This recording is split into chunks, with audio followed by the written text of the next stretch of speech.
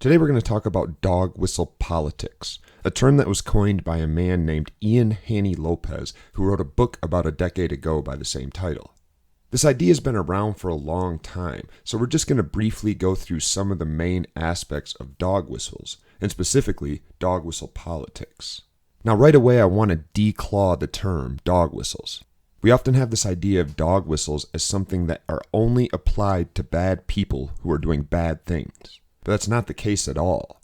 Dog whistles aren't just used to communicate mean messages of bigotry and racism.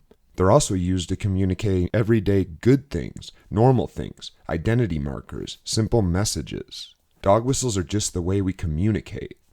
Let's take a look at how that works. All of the messages that are on the screen right now are vague, but they all say something. So let's take Apple as an example. Apple is not only a symbol of the product's brand name, but also of the fact that the owner paid more than they would have for a cheaper phone. And when people see it from afar, they know.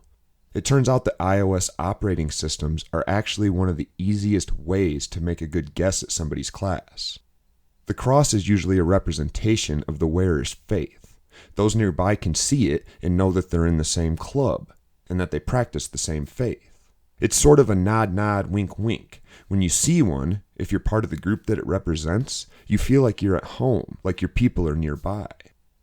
Consider these other images and the fact that you might not even know what some of them represent, but they all say something about the person who has applied them to their personal property. The Colorado Pride flag doesn't just say, "I'm from Colorado." It's a political and a cultural statement, representing a progressive attitude, as well as giving a shout out to the people who live nearby that are part of that group.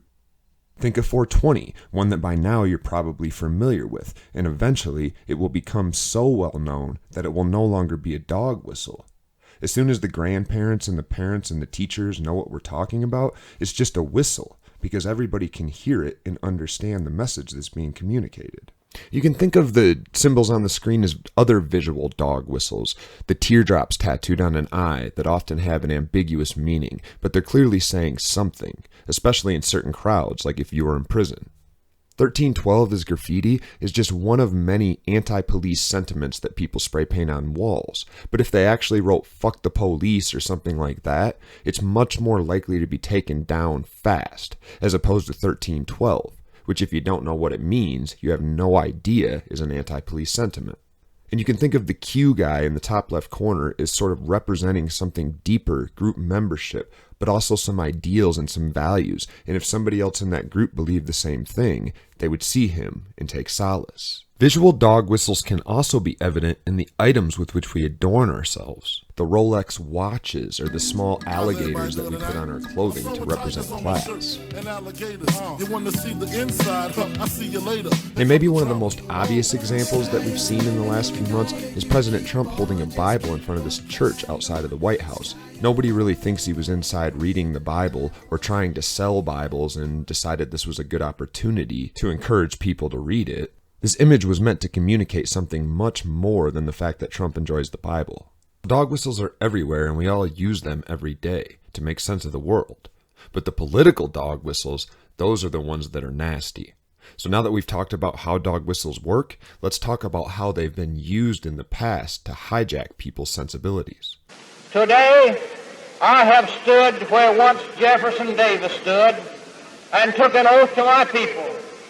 It is very appropriate that from this cradle of the Confederacy, this very heart of the great Anglo-Saxon Southland, that today we sound the drum for freedom, as have our generation of forebears before us done time and again down through history.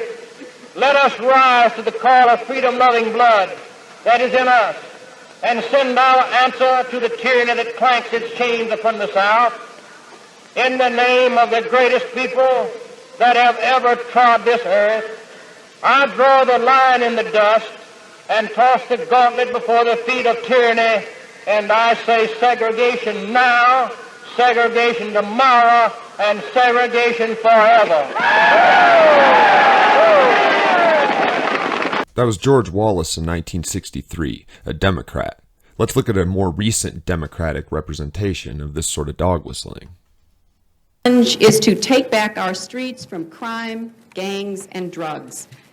And we have actually been making progress on this count as a nation because of what local law enforcement officials are doing, because of what citizens and neighborhood patrols are doing.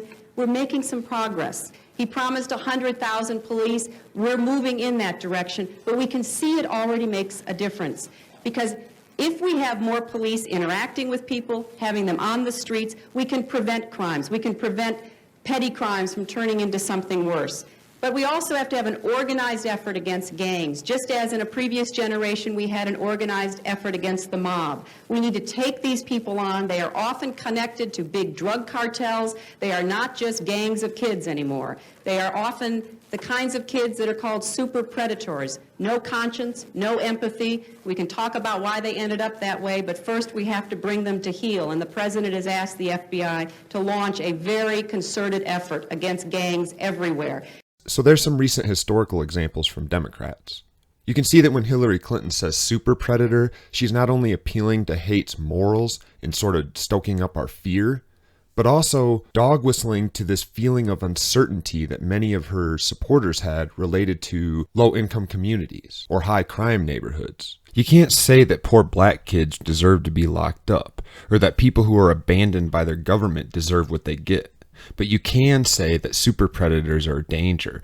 And when she used the term we have to bring them to heel, which was pretty clever by the way, it was a dog whistle within a dog whistle. She didn't mean heel as in make better. She meant heel as in slam on the brakes, bring them to heel, put them in jail. Back up the clock and cross the aisle and we can talk about Richard Nixon, whose campaign advisor H.R. Helderman came out years later and talked about how Nixon actually won the campaign. He knew that there was a lot of racist folks or people that had some deep-seated racist resentments, but that they didn't feel able to express them openly in our culture. This is the theme of dog whistles. So he figured out ways to attack the people that are against him without appearing to be openly racist. While Hadelman might have just written down his reflections in his diary, Reagan's advisor, Lee Atwater, actually did an interview where he talked about Ronald Reagan using the same strategies of dog whistles. How abstract you handle the race thing. So you say stuff like forced busing, states' rights and all that stuff. And you're getting so abstract now, you're talking about cutting taxes and all of these things you're talking about are totally economic things, and the byproduct of them is blacks get hurt worse than whites. So any way you look at it, race is coming on the back burner. While we're on the topic of Reagan, let's talk about his first campaign speech in a little town called Philadelphia, Mississippi. Wind the clock back to 1964. A black man and two Jewish men hop in their car in New York City and head down south to sign up black folks to vote. And when they get to Philadelphia, they run into a group of people that ain't having it. The short story is that they're murdered, the police are involved, their car is hidden, and the entire thing is covered up until the federal government forces itself into the investigation, and they uncover this conspiracy, which was supported by local police. I don't think it was an accident that Reagan chose this as his first campaign stop on the trail, and when you listen to the way he talked in that speech, it's pretty clear that he was making a shout out to some sort of ideology that still harkened back to that time. I believe in states' rights. I believe in people doing as much as they can for themselves and to restore states and local communities those functions which properly belong there. Then there was Bush Sr.'s famous Willie Horton ad. Bush and Dukakis on crime. Bush supports the death penalty for first-degree murderers. Dukakis not only opposes the death penalty, he allowed first-degree murderers to have weekend passes from prison. One was Willie Horton, who murdered a boy in a robbery, stabbing him 19 times. Despite a life sentence, Horton received 10 weekend passes from prison. Horton fled, kidnapped a young couple, stabbing the man and repeatedly raping his girlfriend. Weekend prison passes. Dukakis on crime. Now, Dukakis didn't have anything to do with this, but of course this was a shout-out to this notion of criminality causing fear, and of needing to respond to crimes before they happen, of being afraid of the uncontrollable. There's a lot of people that just want to lock others up and throw away the key. It's the easiest way to handle things. But you can't say that out loud because you sound insensitive or like an outright jerk. But you can say it the way Bush's campaign just said it. That's how dog whistles work.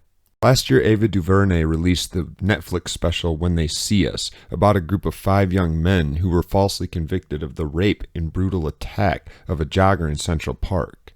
This is where Donald Trump made his political debut in 1989. He personally paid for a full-page ad to run in the New York Times called "Bring Back the Death Penalty, Bring Back Our Police." As we're thinking about the fact that the death penalty would not even have been an option in this case unless for some reason the injured woman died, which she didn't. But it turns out that these kids weren't guilty. They were convicted based on false confessions, which were coerced from kids without their parents present. And all of them served long sentences in prison before eventually being released, based in large part on the media frenzy that surrounded the case. And recently we've seen this repackaged, asking of a birth certificate or papers to be shown by people of color who run for high office. So it's yet another dog whistle.